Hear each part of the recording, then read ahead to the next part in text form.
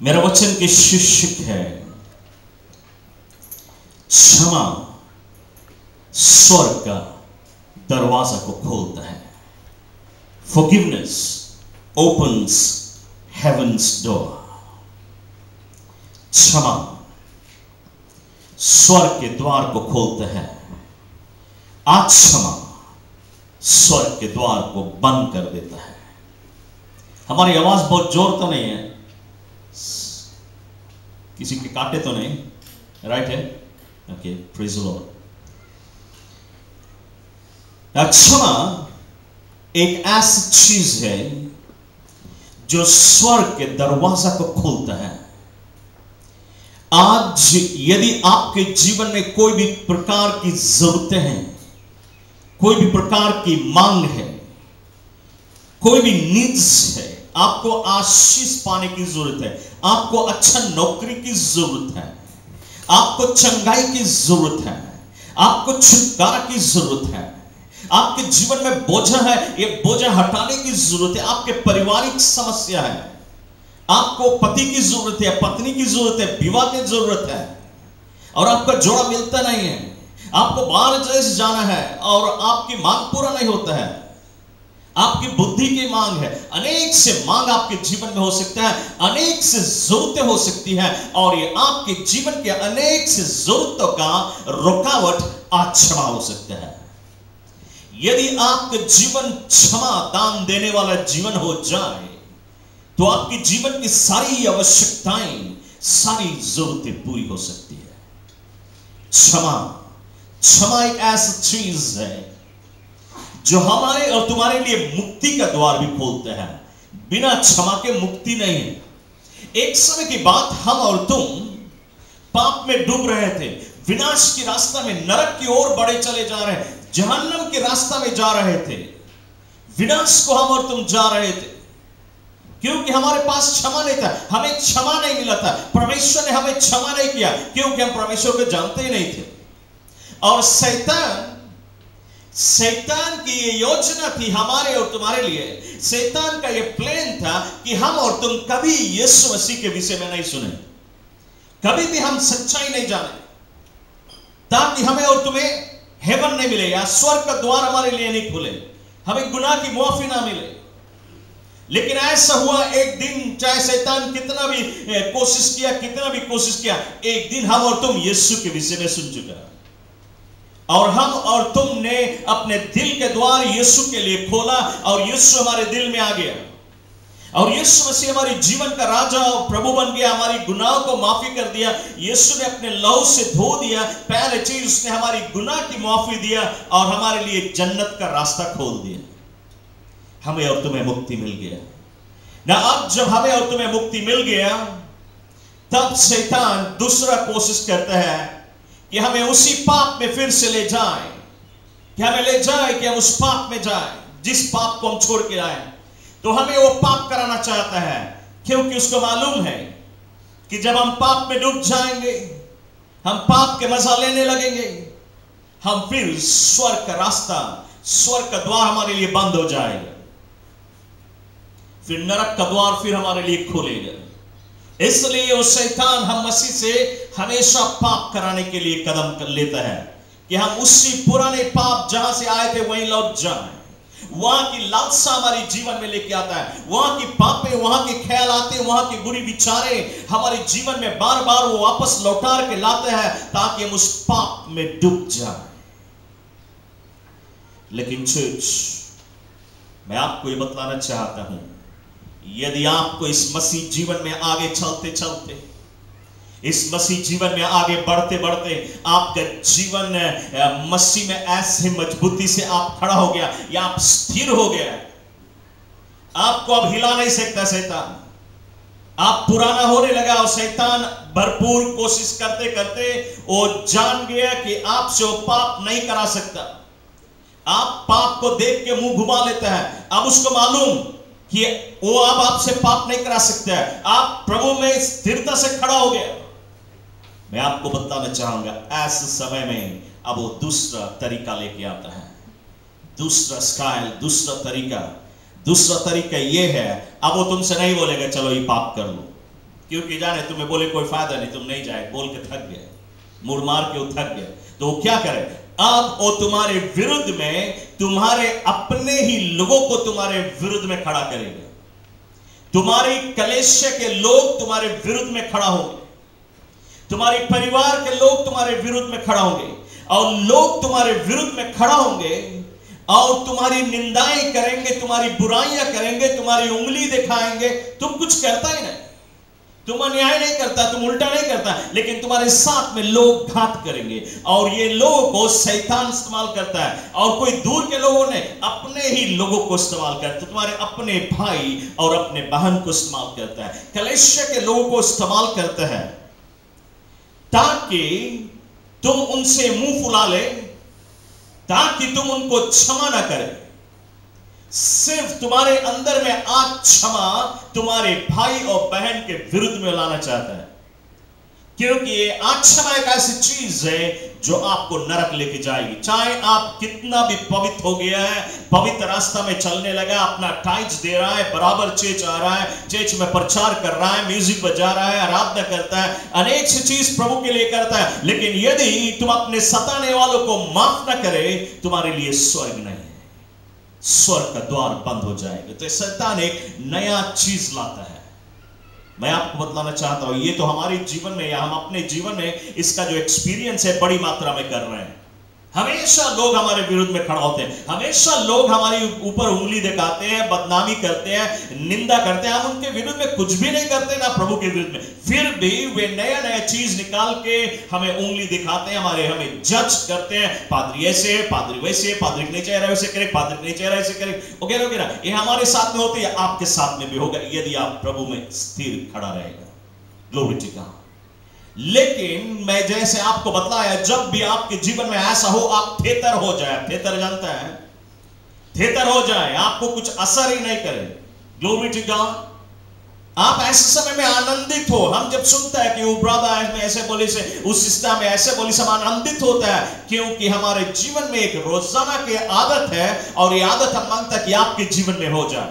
रोजाना सुबह और शाम 2 बार मेरा एक आदत है कि रोज हम याद करता है हमारे विरुद्ध में कितना लोग खड़ा है, और फिर हम बोलते हैं प्रभु हम उनको माफ करता है, तुम भी उसे माफ कर दे, उसे रिलीज कर दे। और जब रिलीज कर देता हम बुलाया जाता है कि हमारे साथ में ऐसे बोली से हमें ऐसे करे, हम उससे वही रकम प्रेम करता है। Praise the Lord. तो मैं चाहूंगा कि आप भी ऐसा करने लगे, आपके भी रोजाना के जीवन का यह प्रार्थना हो। आपको शायद मालूम नहीं कि आज किसी ने आपको कुछ बुरा बोला है, लेकिन फिर भी आप दुआ करें, यदि आज हमारे विरुद्ध में किसी ने कुछ बोला है, हमें बदनाम किया है, उंगली दिखाया है, हमें जज किया है, हमारे ऊपर हुक्म चलाया है, हमारी निंदाएं या बुराइयां की है, अनेक से रूप से 4 बात बोली है, प्रभु मैं सभी को माफ करता हूं, क्योंकि वो नहीं जानते हो क्या करते हैं। प्रभु तू भी उसे माफ कर दे, तू भी उसे रिलीज कर दे। ऐसा करने में क्या होता है, एक तो हम शांति और धीरज पाता है, हमें आशीष मिलता है, या हम उसको फॉरगिव कर देता है, वो बोझा हमारे ऊपर नहीं है। दूसरा चीज, उन्होंने जो गलती किया है उसके लिए भी हम माफी मांग लेता है, तो वो भी रिलीज हो जाता है। Praise the Lord. हम अपने आप बचता है, दूसरा को भी बचा लेता है। तो आप भी ऐसा करने लगे। ये शैतान का एक नंबर 1 वेपन है, जो मसीह में मजबूती से खड़ा होता है, उसको गिराने के लिए, उसके अंदर में क्षमा लाने के लिए, क्षमा के द्वारा उसको परमेश्वर के मार्ग से भटकाने के लिए। ना यदि हम मत्ती की पुस्तक में 18 अध्याय में चैप्टर 18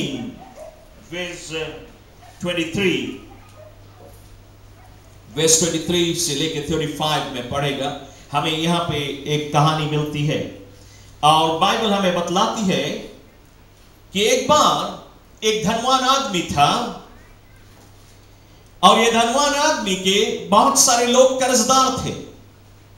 और एक बार इस धनवान आदमी ने अपने अकाउंटेंट से चेक करा रहा, अपना सारा अकाउंट खोज कर रहा है, कितने लोग कितना बाकी है उसको, और उसको मालूम हुआ कि एक आदमी, उसको बाइबल कहती है 10,000 टैलेंट्स बाकी है। 10,000 टैलेंट्स। ना हम इस 10,000 टैलेंट को अभी के टाइम में जोड़े तो $10 मिलियन होती है। ओके, तो ये धनवान आदमी को, एक आदमी $10 मिलियन बाकी है। इसने अपने नौकरों को भेजा, उसको पकड़ के लेके आओ क्योंकि उसका समय हो गया है, वो कर्जा नहीं भरा। तो उस आदमी को जब पकड़ के लाया गया, ये धनवान आदमी ने उसके ऊपर यह सजा सुनाई कि तुमने हमारी $10 मिलियन नहीं भरा है, इसलिए अपने नौकरों से कहा जाओ इसके जो घर है, घर इसको बेच दे, इसकी जितना फर्नीचर है सब बेच डाले, जितना जमीन जगह है प्रॉपर्टी है सब बेच दे, इनके बच्चों को भी बेच दे, इसकी पत्नी को भी बेच दे, जितना पैसा लाके चुका इसको, और यदि फिर भी $10 मिलियन ना हो, इस आदमी को जेल में डाल दे जब तक कि ये पूरा $10 मिलियन भरे नहीं। उसने ये आज्ञा सुनाई, इस आदमी को जेल में बंद कर दिया जाए, पत्नी बच्चों को बेच के इसका सारा दाम चुकाया जाए। और जब उसने ये हुक्म सुनाई, ये आदमी धनवान आदमी के पैर के आगे गिर पड़ा, अपने हाथ जोड़ के उससे माफी मांग रहा है, उससे कहता है मुझ पे धीरज रख, मुझे 1 और महीना का समय दे दे, 1 महीना और टाइम दे दे, मैं तुम्हारा सारा $10 मिलियन लौटा दूंगा, हमें थोड़ा और मौका दे दे।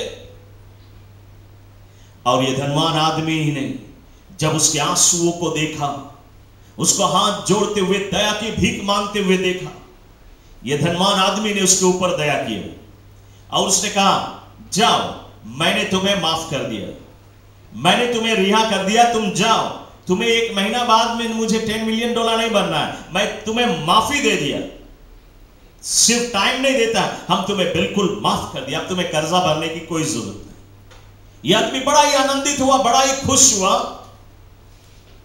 कि उसको सिर्फ समय ही नहीं दिया, बल्कि उसके सारा $10 मिलियन का कर्जा उसने कैंसिल कर दिया। तो यह आदमी बड़ा ही आनंदित हुआ। अब ये वापस लौट रहा है घर अपना, और जब रास्ते में जा रहा था, इसका मुलाकात एक और आदमी से हुआ जो इस आदमी का कर्जा था, और उसको बाइबल यहां पे कहती है वो 100 दिनारीज कर्जा था इस आदमी का, 100 दिनारीज। ना ये 100 दिनारीज अभी के टाइम में हम उसको जोड़े तो $20 होती है। तो ये आदमी उसको $20 बाकी है, और ये आदमी ने क्या किया, उस आदमी के कोला पकड़ के हिलाने लगा, ला हमारा $20, कहां इतना रोज हो गया, हमारा $20 तुम भरा नहीं। वो आदमी भी अपन हाथ जोड़ के इससे भीख मांगे, प्लीज हमें थोड़ा और मौका दे दो, 1 महीना के टाइम दे दो, हम तुम्हारा $20 लौटा देंगे। लेकिन ये आदमी ने क्या किया, उसने कहा नहीं, हम तुम्हें मौका नहीं देगा, और उसको ले जाके जेल में बंद कर दिया, जब तक तुम्हारा $20 नहीं चुका है तुम इस जेल में ही रहेगा। और फिर ये सारी घटना ये धनवान आदमी के नौकर देख रहे थे, और ये नौकरों ने आके इस धनवान आदमी को रिपोर्ट किया कि उस आदमी जिसको तूने $10 मिलियन की माफी दी, उसने अपने $20 बाकी वाले के मौका नहीं दिया और उसको जेल में डाल दिया। और जब ये धनवान आदमी को यह संदेश मिला, वो बहुत ही क्रोधित हुआ, और इस क्रोधित में उसने उस आदमी को वापस बुलाया, और उसने इस बार इस आदमी से कहा कि मैंने तुम्हें $10 मिलियन की माफी दी, तुम पे दया किया, लेकिन तूने उस आदमी को जो तुम्हारा $20 बाकी था उस पे दया नहीं कर सका, तुम उसको माफी नहीं दे सका। जैसा मैंने किया वैसा तुम्हें भी करना था, इसलिए कि तुम उससे माफ नहीं किया, मैं भी तुम्हें माफ नहीं करूंगा, जाओ तुम जेल में पड़ा रहो जब तक कि $10 मिलियन नहीं लौटा। Praise the Lord church.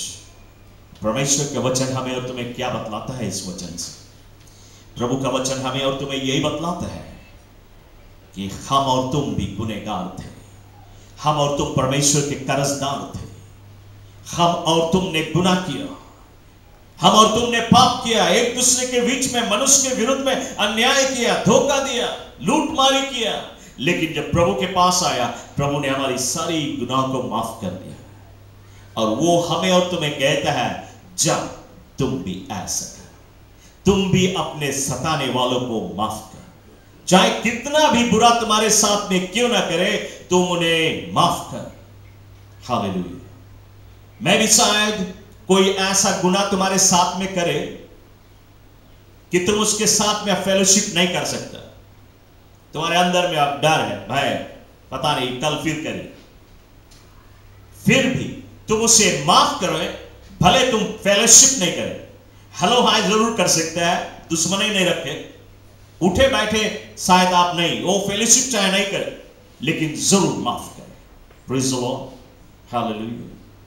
Church, मैं आपको बतलाना चाहता हूं, मसीह जो जीवन है ये माफी देने वाला जीवन है।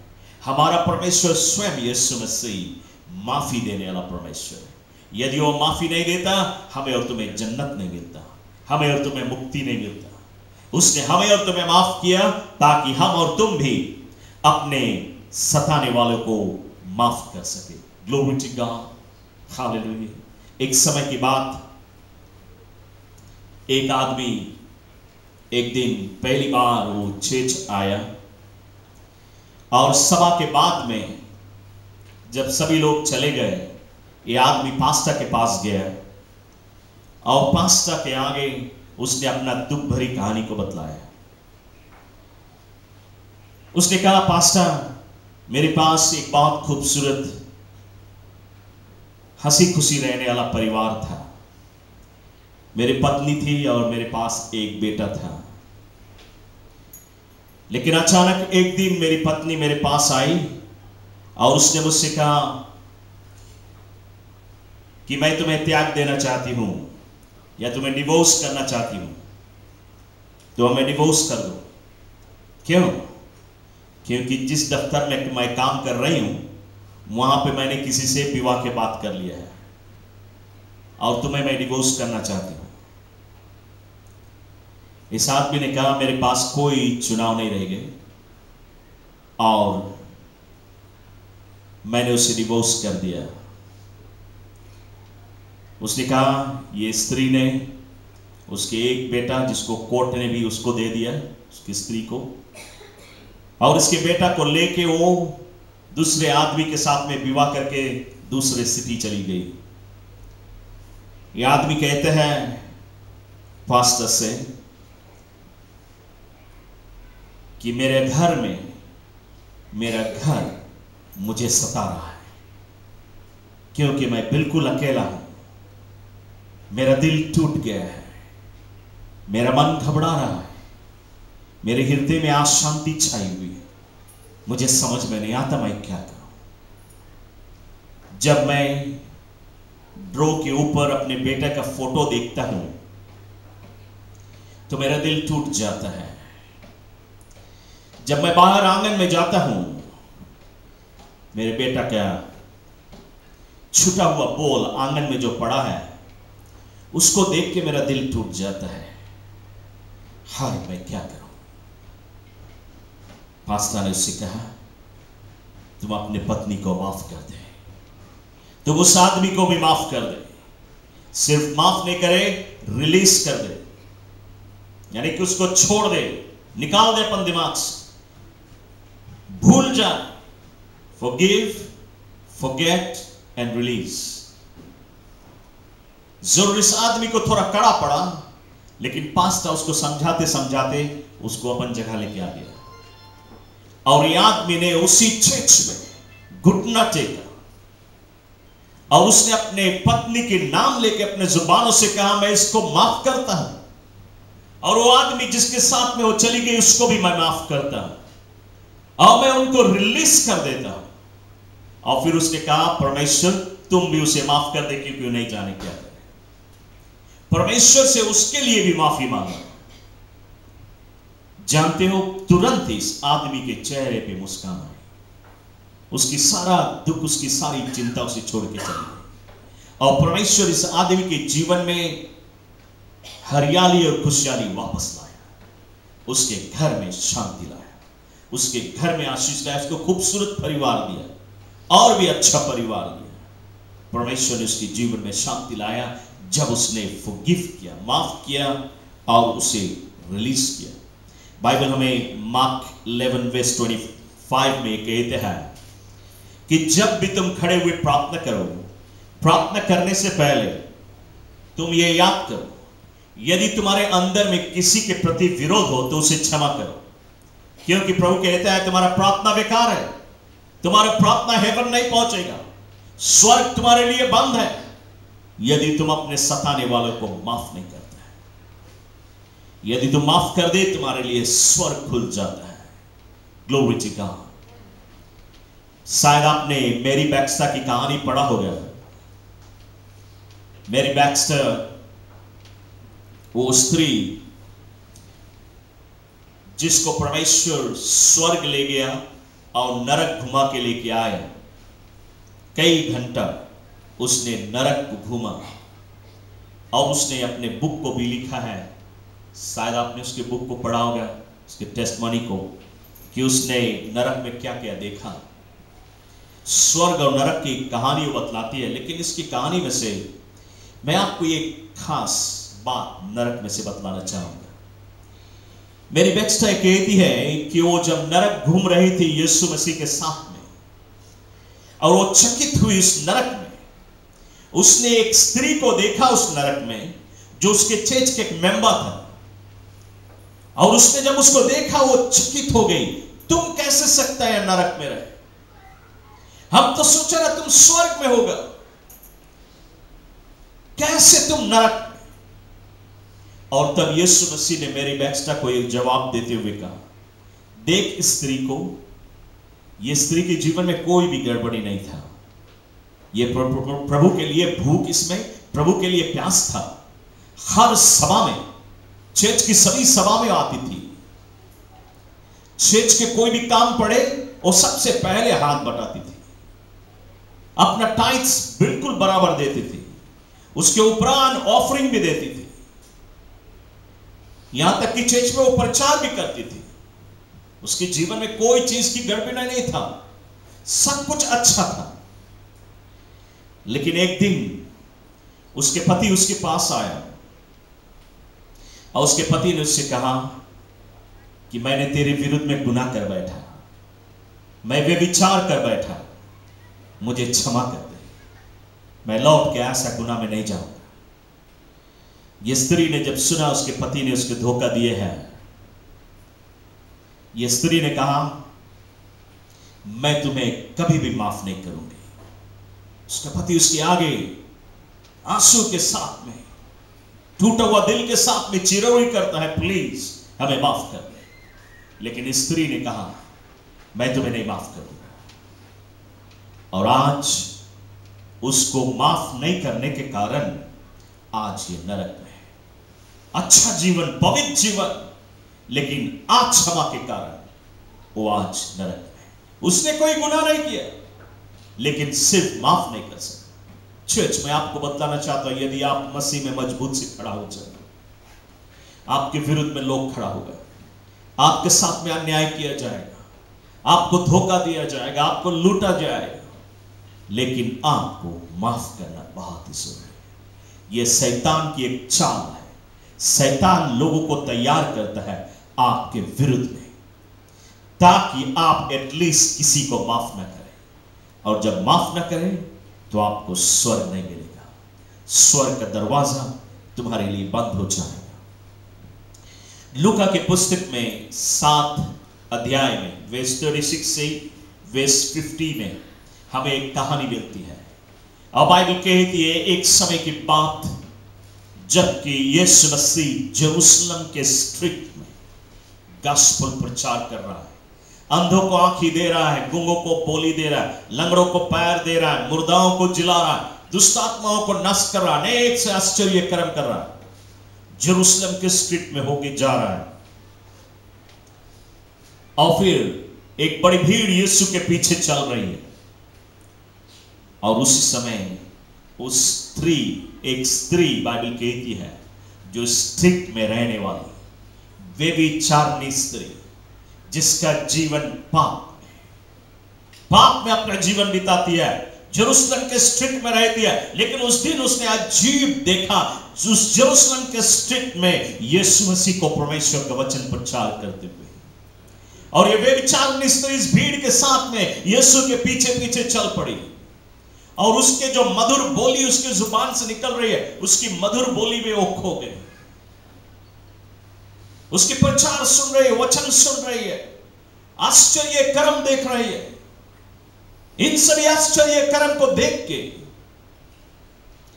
यह स्त्री जान गया कि ये यीशु मसीह कोई मामूली मनुष्य नहीं है, यह परमेश्वर है।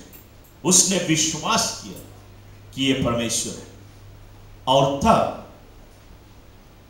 उसने अपने अंदर में झांक के देखा, अपनी सारी गुनाह को देख लिया, और वो अपने अंदर में से कहने लगे, मैं उस लायक के नहीं कि परमेश्वर को देख सकूं, लेकिन ये मेरा अहोभाग्य है कि मैं प्रभु को देख लिया। शाम के समय में यीशु ने सारी भीड़ को वापस लौटाया और साइमन के घर पे गया भोजन के लिए। ना साइमन एक फरीसी था, दूसरे रूप से एक बाइबल स्कॉलर है, बाइबल जानता है, पूरा बाइबल जानता है, एक प्रचारक है, एक अच्छा आदमी है। और उसने यीशु मसीह को निमंत्रण दिया कि तू मेरे घर पे आए भोजन के लिए। यीशु मसीह गया अपने चेलों के साथ में साइमन के घर पे भोज करने के लिए। सारी भीड़ वापस लौट गए, यह स्त्री भी वापस आई अपने घर। और जब यह स्त्री अपने घर आई, यह स्त्री अपने अंदर में सोच रही है कि आज परमेश्वर ने मेरा जीवन बदल दिया। इसने अपने जुबानों से कहा, अब मैं लौट के ये पाप नहीं करूंगी जो मैं आज तक कर दिया है। आज से मैं ये पाप को छोड़ रही हूं, आज से मैं पवित्र जीवन बिताऊंगी। और वो अपने आप में कहती है कि प्रभु ने मेरे लिए बहुत कुछ किया है, मैं प्रभु के लिए क्या कर सकती हूं, मैं प्रभु को क्या दे सकती हूं। उसने मुझे नवजीवन दे दिया, नया जीवन दे दिया, लेकिन मैं प्रभु को क्या दे सकूं। अपने सारे घर में ढूंढा, कोई चीज ऐसा है कि मैं प्रभु को दे सकूं। और उसने एक शेल्फ के ऊपर इत्र पाया, परफ्यूम। और ये जो परफ्यूम था, ये परफ्यूम का जो मोल है कुछ नहीं तो कमती से कमती $10,000 का परफ्यूम है। इतना महंगा परफ्यूम, बाइबल कहती है उसके साल भर के कमाई का पैसा है। और वो परफ्यूम उसके लिए सबसे बेस्ट है। और उसने सोचा, मैं ये सारा परफ्यूम यीशु के ऊपर डाल दूंगी, मैं यीशु को दे दूंगी। और इसी आनंद और खुशी में कि यीशु ने उसको नवजीवन दिया है, उसने इस परफ्यूम को लेके वो साइमन के घर पे गए। बिना निमंत्रण के वो साइमन के घर में प्रवेश की, जब यीशु मसीह अपने चेलों के साथ में भोजन कर रहा था। और यह स्त्री सीधे ही यीशु के पास आई और उसके पैर के ऊपर वो गिर पड़ी और उसके पैर के पकड़ के वो रो रही है। क्यों रो रही है? इसलिए रो रही है कि उसने गुनाह किया है और परमेश्वर को भी देख सकी, जबकि वो प्रभु से मिलने लायक नहीं थी। वो अपने गुनाह के कारण वो पछतावा कर रही है। वो यीशु के पैर पकड़ के वो रो रही है, आंसू बहा रही है अपने गुनाह के कारण। और उसके पैर आंसुओं से भीज गया और ये स्त्री अपने बालों से यीशु के पैर को पोंछ रही है। और फिर वो सारा इत्र को उसने यीशु के ऊपर डाल दिया, सारा परफ्यूम यीशु के ऊपर डाल दिया ना। जब ये घटना हो रही थी, यीशु बिल्कुल चुपचाप, उसको रोका नहीं, कुछ नहीं बोला, उसको करने के लिए मौका दिया, आंसू बहाने के लिए मौका दिया, उसको इत्र डालने के लिए मौका दिया, उसके बालों से उसके पैर पोंछने का मौका दिया ना। ये जब सब कुछ हो रहा था, साइमन जो एक फरीसी है, एक बाइबल स्कॉलर है, बाइबल जानता है, प्रचारक है, अच्छा आदमी है, खराब नहीं है, ये अपने मन में क्या सोच रहा है? यदि आप लूका की पुस्तक 7 अध्याय में पढ़ेगा, आपको उसकी मन की बात मिलेगा। वो अपने मन में सोच रहा है, यदि ये प्रॉफिट होता तो ये जान जाता ये स्त्री कौन है। ये स्त्री खराब स्त्री है, पापी स्त्री, कैसे उसको छू सकती? उसको छूने के लिए मौका नहीं देता। यदि वो प्रॉफिट होता ना, मैं आपको बताना चाहता हूं, ये साइमन जो बाइबल स्कॉलर होते हुए, अच्छा आदमी होते हुए, इसने नहीं विश्वास किया कि वो परमेश्वर है। ये व्यभिचारिणी स्त्री ने विश्वास किया ये परमेश्वर है। ये बाइबल स्कॉलर नहीं विश्वास करता ये परमेश्वर, वो सिर्फ विश्वास करता रहा कि खाली प्रॉफिट है। लेकिन अब जब ये स्त्री आंसू बहा रही उसके पैर को पकड़ के ये कहता है यदि ये प्रॉफिट होता, तो उसके मतलब अब वो विश्वास करता ये प्रॉफिट भी नहीं।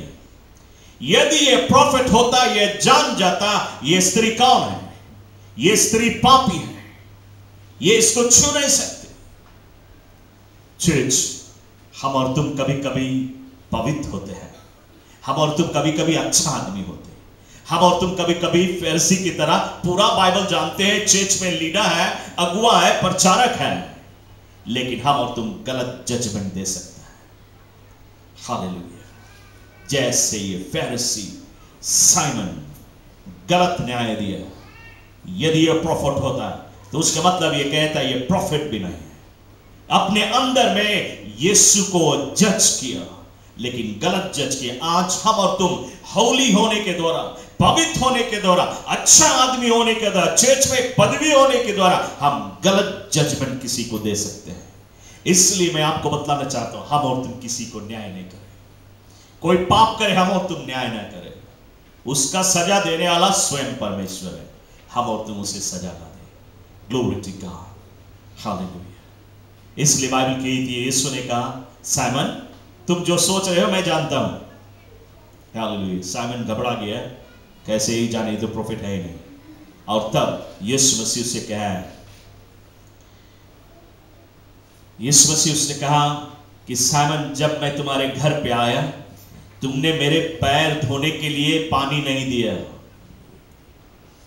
तुमने मेरे पैर पोंछने के लिए कोई कपड़ा नहीं दिया, तुमने मुझे चुम्बन के द्वारा स्वागत नहीं किया, लेकिन यह स्त्री अपने आंसुओं से मेरे पैर को धोई, यह स्त्री अपने बालों से मेरे पैर को पोंछा, और जब से आई है मेरे पैर को चुम्बन दे रही है। इसने मेरा स्वागत किया है। क्यों? क्योंकि इसके पाप अधिक है। जिसके पाप अधिक है वो अधिक मुझसे प्रेम करता है, जिसके पाप कम है वो कम मुझसे प्रेम करता है। साइमन तू फरीसी है, तो बाइबल जानता है, पवित्र आदमी, अच्छा आदमी है, तुमने कम पाप किया है इसलिए तुम मुझसे कम प्रेम करता है। यह स्त्री ने अधिक पाप किया है इसलिए यह मुझसे अधिक प्रेम करती है। चर्च, मैं आज आपको बतलाना चाहता हूं, यीशु ने अपने जुबानों से स्त्री से कहा, पापिन स्त्री से जिंदगी बिता दिया पाप करते हुए, उससे यीशु ने कहा जा तेरा गुनाह माफ हुआ, जा, लेकिन लौट के ये पाप नहीं करना। Praise the Lord. यीशु ने उसे आनंद और खुशी से माफी दिया। सिर्फ साइमन को नहीं कि साइमन थोड़ा से पाप किया अच्छा तुम्हें माफ कर देने, वो चाहे थोड़ा पाप किया चाहे बड़ा पाप किया, सभी को परमेश्वर माफ करता है। हम और तुम भी थोड़ा से अन्याय करने वाला को भी माफ करे, बड़ा अन्याय करने वाला को माफ करे। हालेलुया। सजा हम और तुम नहीं दे, और ना तो अगोरे कब सजा मिलेगा, सजा देने वाला परमेश्वर है। यदि वो पाप करने वाला अपने दिल से पश्चाताप ना करे तो परमेश्वर उसे सजा देगा, लेकिन हम और तुम किसी का न्याय ना करें। Glory to God. हम और तुम का काम यह है, मसीह लोग का काम यह है कि हम एक दूसरे को माफ करें।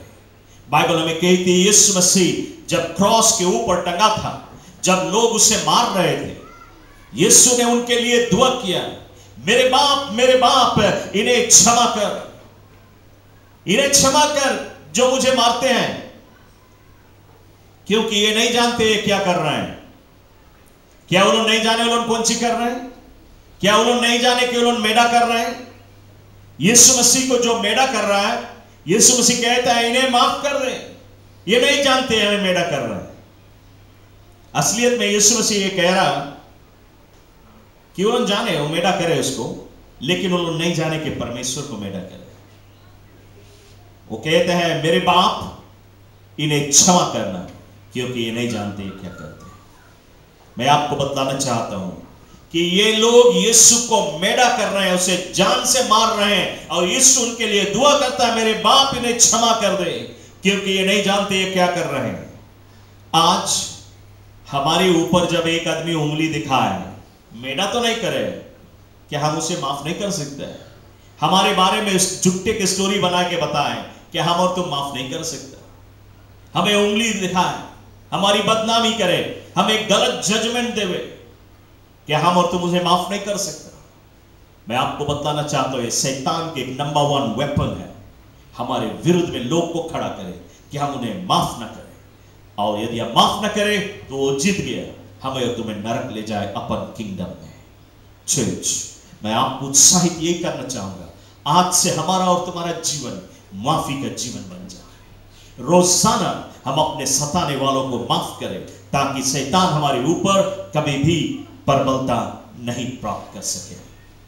एक समय की बात, अंत में मैं आपको एक कहानी बतला के इस सभा के समाप्ति पे आना चाहूंगा।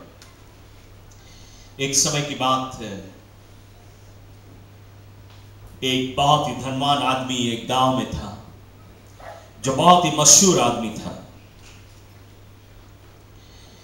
इस आदमी को सभी गांव के लोग जानते हैं, क्योंकि ये आदमी सभी के जरूरतों में काम आता। किसी के ऊपर मुसीबत हो, ये पहला आदमी उनके पास पहुंचता, उनकी मुसीबत में उनको काम आता, उनकी हर एक जरूरतों में। किसी को कोई चीज की जरूरत पड़ जाए, ये आदमी बढ़ के उन्हें सहायता करता।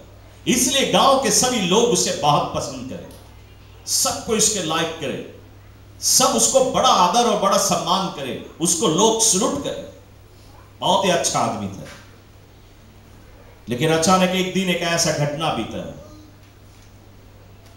कि इस आदमी का नौजवान बेटा एक बुरे संगति में आके चोरी में पकड़ा गया, और उसके नाम अखबारों में छपा, और उसके बेटा को 6 साल का जेल हो गया। इस आदमी का सर झुक गया।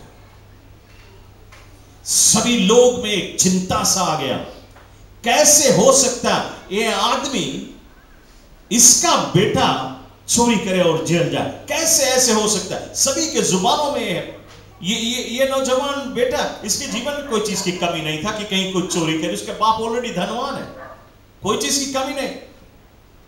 लेकिन सभी के अंदर में ये सवाल आ गया, क्यों, कैसे ऐसे हो सकता, इतना अच्छा आदमी, इसका बेटा कैसे चोर निकल गया। अफसोस की बात, ये बेटा एक बुरी संगति में आके ऐसा किया और वो जेल चला गया 6 साल के लिए। जब 6 साल होने में 1 सप्ताह बचा था, 1 वीक बिफोर, 1 सप्ताह पहले, यह नौजवान बेटा अपनी मां के पास एक खत लिखता है, और उस खत में उसने लिखा कि मां, 1 सप्ताह बाद मुझे जेल से छुट्टी हो जाएगा, मुझे मालूम नहीं मैं कहां जाऊंगा, क्या मैं अपने घर वापस आ सकता हूं, क्या मेरा बाप मुझे माफ करके स्वीकार करेगा या मुझे ठुकरा देगा, मुझे नहीं मालूम, क्या अब मैं स्ट्रीट में रहूंगा या मेरा बाप मुझे अपने घर में वापस जगह देगा। और उस खत में उसने लिखा, जिस दिन हमारी छुट्टी हो उस दिन शाम को, शाम की जो ट्रेन है उस ट्रेन से मैं आऊंगा, और हमारे घर के आगे जो बड़ा सा आम पेड़ है, उस आम पेड़ में यदि तुम एक येलो रिबन बांध देगा, मैं येलो रिबन देख के जान जाऊंगा कि तुमने मुझे माफ कर दिया, मैं अपने घर सीधे ही आ जाऊंगा। लेकिन यदि उस पेड़ के ऊपर येलो रिबन ना हो तो मैं ट्रेन में से नहीं उतरूंगा, मैं कहां जाऊंगा मुझे नहीं मालूम। इसलिए इस खत को लिखा अपनी मां के पास।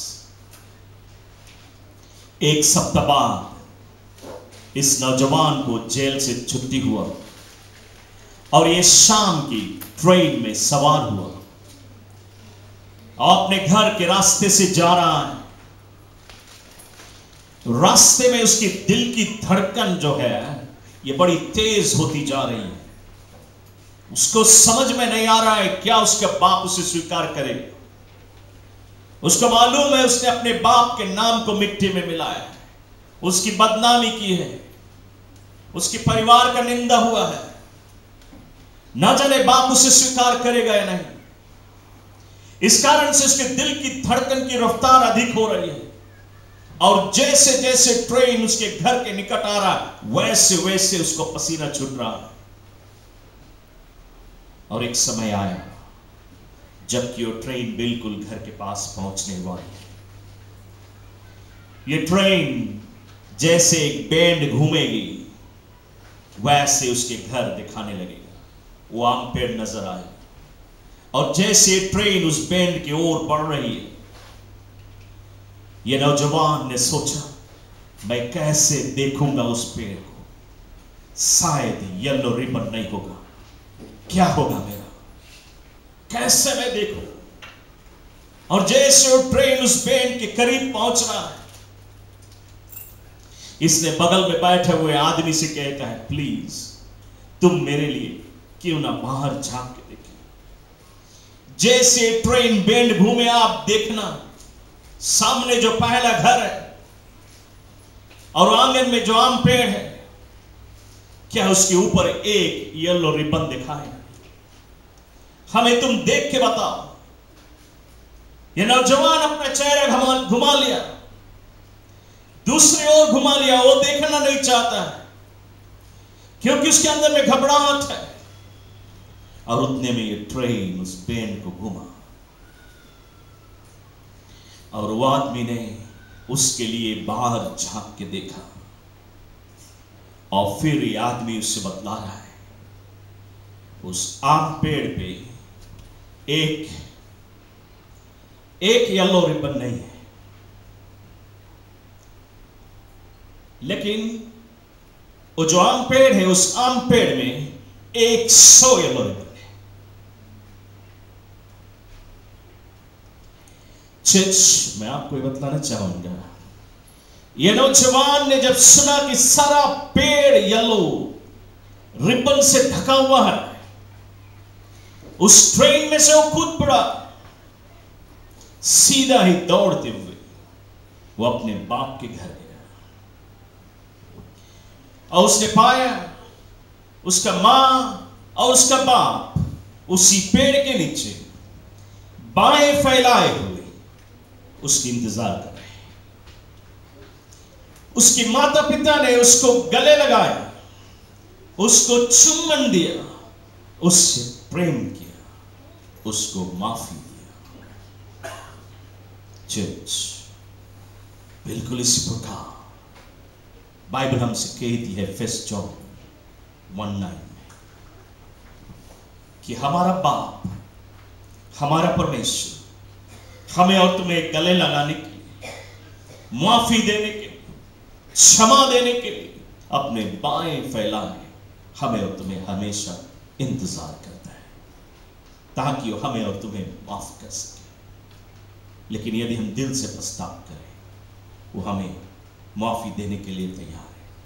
इसलिए प्रभु का वचन कहता है, जैसे मैंने तुम्हें माफ किया हूं, वैसे तुम भी दूसरे को माफ करो। चर्च, मैं विश्वास करता हूं आज से तुम्हारा जीवन माफी का जीवन बन जाए। यदि तुम माफी देने वाला व्यक्ति हो जाएगा, तुम्हारे जीवन में कभी चिंता नहीं होगी, तुम्हारे जीवन में कभी डिप्रेशन नहीं होगा, तुम्हारे जीवन में कभी टेंशन ना होगा। टेंशन पैदा करने वालों को तुम तुरंत ही माफ कर देगा, फॉरगिव कर देगा, प्रभु से भी माफी मांगेगा उनके लिए, और उन्हें रिलीज कर देगा। तुम स्वयं रिलीज होगा, तुम्हें स्वयं शांति मिलेगा। और जब माफी नहीं देता है तो हमारे लिए स्वर्ग का द्वार बंद हो जाता है, लेकिन माफी देने से स्वर्ग का द्वार खुल जाता है। मैं विश्वास करता हूं, यदि आज आपके लिए स्वर्ग का द्वार बंद है, यदि आपने किसी को माफ नहीं किया है, आप भले चाहता है, मुक्ति खो देगा, स्वर्ग नहीं मिलेगा। इसलिए जरूरी है आप अपने सताने वालों को माफ कर दें। दूसरी चीज, यदि आपके जीवन में किसी प्रकार की जरूरतें हैं, किसी नीड्स है, कोई मांग है, बीमारी है, रोग है, दुष्ट आत्मा सता रही है, पीड़ाएं हैं, दुख है, तकलीफें हैं, कोई भी मांग है, आपको जरूरी कि स्वर्ग खुले आपके लिए। आपको माफी देना जरूरी है। माफ करने से आपके शरीर चंगाई पाती है। माफ करने से आपको छुटकारा मिलता है। माफ करने से आपकी बुद्धि बढ़ती है। माफ करने से तुम्हें जीवन में आशीष मिलती है। माफ करने से तुम्हारी जीवन की आवश्यकताएं पूरी होती है। माफ करने से तुम्हारी घर की कंगाली दूर हो सकती है। माफ करने से तुम्हारे जीवन में आशीष आ सकती है। माफ करने से स्वर्ग का द्वार खुलता है। इसलिए चर्च, मैं चाहूंगा आज से आपका जीवन माफी का जीवन हो जाए। हम जानते हैं हर महीना एटलीस्ट हम होली कम्युनियन में आपको याद दिलाते हैं, लेकिन आज हम आपको यह बताना चाहते हैं ये आपके रोजाना का जीवन हो जाए। एवरी डे, रोज सुबह अपने क्वाइट टाइम में, रोज शाम की प्रार्थना में आप अपने सताने वालों को, भले आपको मालूम है या नहीं, आपके पीठ के पीछे लोग चाहे कुछ भी बोले, आप प्रभु से प्रार्थना करें। आज किसी ने मेरे विरुद्ध में कुछ भी किया है, कोई भी अन्याय किया है, हमें जज किया है, हमें कंडेम किया है, हमें उंगली दिखा है, हमारी बदनामी की है, हमारे विरुद्ध में उल्टी बातें फैलाई है, मैं उन्हें माफ करता हूं। प्रभु तू भी उन्हें माफ कर दे और उन्हें रिलीज कर, क्योंकि वो नहीं जानते क्या करते। यदि आपका जीवन एक ऐसा जीवन हो जाए, कभी भी दुश्मन आपके ऊपर परबल नहीं होगा। चर्च क्यों नाम से खड़े हो जाए प्रभु की उपस्थिति में। Hallelujah, thank you Jesus. Church, जैसे आप प्रभु की उपस्थिति में खड़ा है, मैं इस समय चाहूंगा आपसे कि आपके अंदर में यदि कोई भी व्यक्ति ऐसा दिखाई पड़े जिसने आपके साथ में किसी भी रूप से धोखा दिया, यदि आप उसका नाम जानता है, नाम लेके उसे माफ कर दे, अपनी जुबानों से कह दे, ताकि स्वर्ग तुम्हारे लिए खुल जाए, ताकि मुक्ति के द्वारा तुम्हारे लिए बंद ना हो। आप माफ कर दें। इस समय आपका आंख बंद हो, आपका ध्यान प्रभु की ओर हो, आप स्वयं प्राप्त करें, स्वयं प्राप्त करें। अपनी जुबानों से कह दें, कोई भी व्यक्ति आपके विरुद्ध में कुछ भी अन्याय किया है, नाम जानता है, नाम लेके बोल कि प्रभु इन्होंने मेरे साथ में अन्याय किया है, मैं इन्हें माफ करता हूं और तू भी उन्हें माफ कर दे और उन्हें रिलीज कर दे। Thank you Jesus.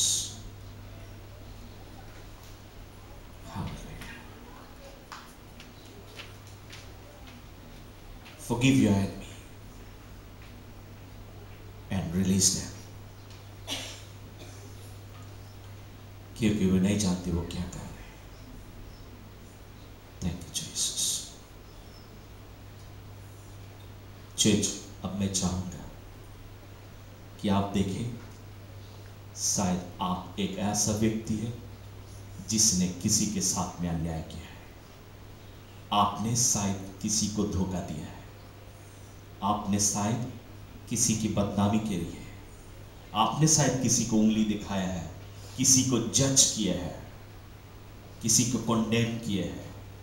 उस साइमन फेरिसी की तरह आप समझ नहीं पाए, आप गलत जजमेंट दिया है, आपने किसी को जानबूझ के धोखा दिया है, किसी के साथ में किसी भी रूप से अन्याय किया है। आप उस गलती को कबूल कर ले, प्रभु के आगे, परमेश्वर के आगे मान ले कि प्रभु, मैंने इस व्यक्ति के विरुद्ध में अन्याय किया है, मुझे क्षमा कर दे। प्रभु से आप क्षमा मांग लें और फिर यह भी वादा करें कि जब वो व्यक्ति आपको मिलेगा, आप उससे भी अपनी गलती का एहसास कर लेगा, उससे आप अपनी गलती को कबूल कर लेगा। प्रभु के लिए, प्रभु के सामने आप मान ले, प्रभु सुन रहा है आपको, और जब आप मान लेता है तो अवश्य वो पूरा करे। और जब आप इतना कर लेता है तो आपके लिए स्वर्ग का द्वार खुल जाता है, मुक्ति के द्वार तुम्हारे लिए खुला है। सिर्फ मुक्ति ही नहीं, आशीष का द्वार तुम्हारे लिए खुला है, खुशहाली का द्वार, हरियाली का द्वार, हीलिंग का दुआ, डिलीवरेंस का दुआ, ब्लेसिंग का दुआ, ऊंचे पदवी का दुआ, सभी प्रकार के दुआ जो बंद था तुम्हारे लिए वो खुल गया है। आपकी दिल की जो अरमानें थी वो सारी अरमान प्रभु पूरा कर सकता है। मैं आपके लिए दुआ करने जा रहा हूं। हालेलुया। मैं चाहूंगा कि आप अपने हाथों को स्वर्ग की ओर उठाएं और प्रभु से आशीष को प्राप्त करें। ऐ स्वर्गीय शक्ति महान मेरे अब्बा पिता परमेश्वर, हम आज सुबह एक बार फिर प्रभु तेरे चरणों में आए हैं। तेरा धन्यवाद करते प्रभु जी, खास तौर पे जो वचन तूने मुझे दिया मैं आज तेरे बच्चों के बीच में बांट दिया। मेरी दुआ है प्रभु जी, आज ये वचन लोगों के दिलों पे चला है, तीर की नाई तलवार की नाई चला है। मैं जानता हूं अनेक से जीवन को काटा और छाटा है। मेरी दुआ है प्रभु, आज तेरे बच्चों ने जैसे तेरे वचन की गहराई को सीखा है और आज से वे कदम ले कि इनका जीवन क्षमा का जीवन हो जाए, क्योंकि क्षमा का जीवन विजेता का जीवन है, ताकि तेरे बच्चे लोग विजेता के जीवन को बिताएं। इनके अंदर में एक भी अक्षमा कभी ना हो, शैतान की चालें इनके ऊपर कभी प्रबल ना हो। आज जैसे तेरे बच्चों ने प्रभु अपने सताने वाले को माफ किए हैं, मेरी दुआ है प्रभु तू भी इन्हें माफ कर दे। और जैसे इन्होंने आज कबूला है कि इन्होंने प्रभु लोगों को सताया है, इन्होंने भी लोगों के विरुद्ध में धोखा दिया है और उस गलतियों का इन्होंने एहसास किया है।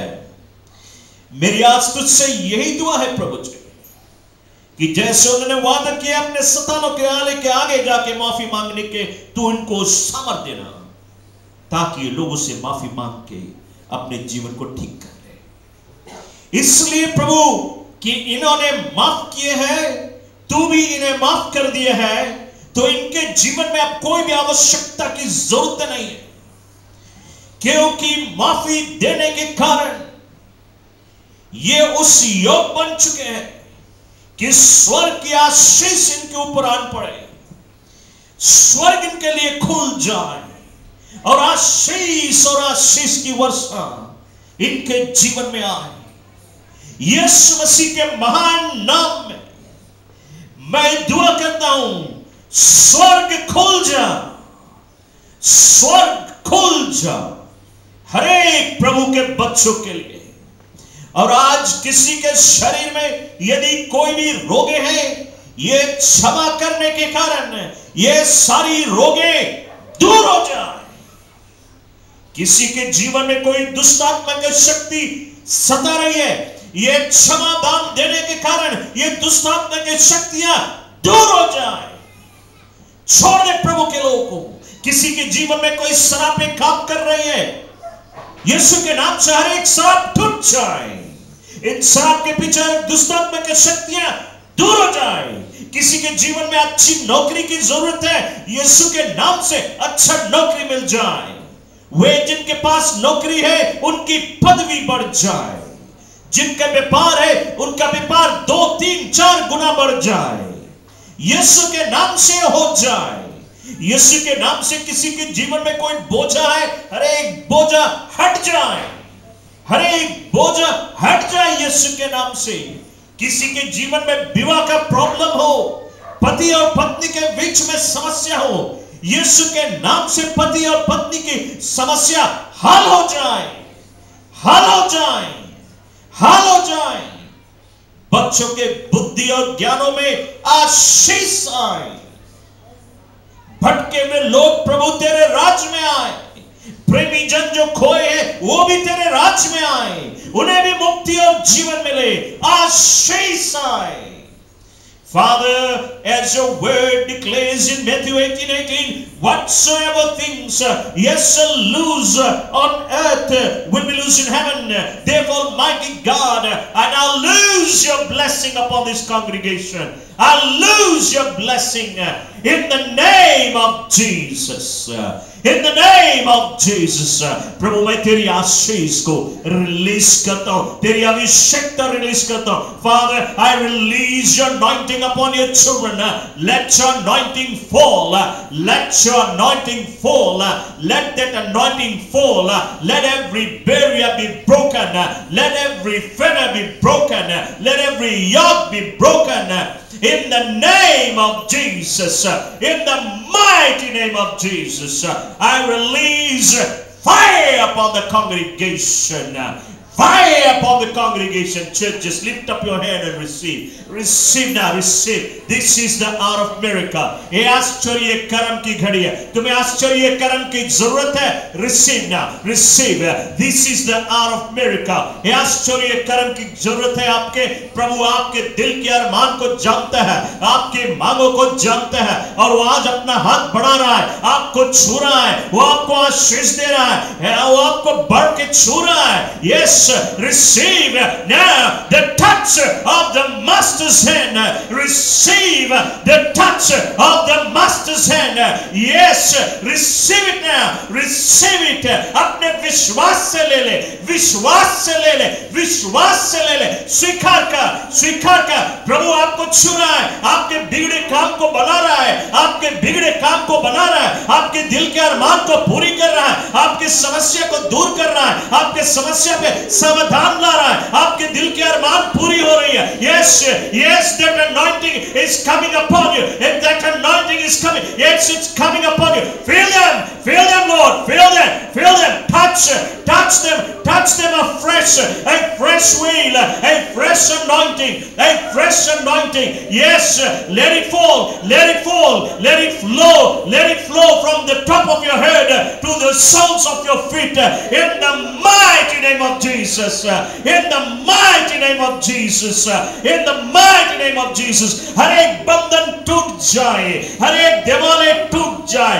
हर एक अंधकार की शक्तियां नष्ट हो जाए, सरापे दूर हो जाए, दुष्टात्मा की ताकतें दूर हो जाए. Yes, receive your miracle now. Receive now. Take it by force. Take it by force. जबरदस्ती के साथ में ले ले, जबरदस्ती के साथ में ले ले. Yes, yes, receive your miracle. This is the hour of miracle. Church, this is the hour of miracle. ये समय जाने ना दे, ये समय जाने ना दे. आप खाली वापस नहीं लौटेगा. विश्वास करें कि आप खाली नहीं लौटेगा. आपका विश्वासी आपको भर के ले जाएगा, आप भर के आएगा. आप खाली आएगा लेकिन भर के वापस लौटेगा. Just receive now, receive that anointing. Yes, Lord, एक बार और मेरे प्रभु जी, एक बार और, a new wave of anointing, a new wave of anointing. एक बार और प्रभु तेरी अभिषेकता है. एक बार और यस, एक बार और एक ताजी अभिषेकता. Yes, touch them.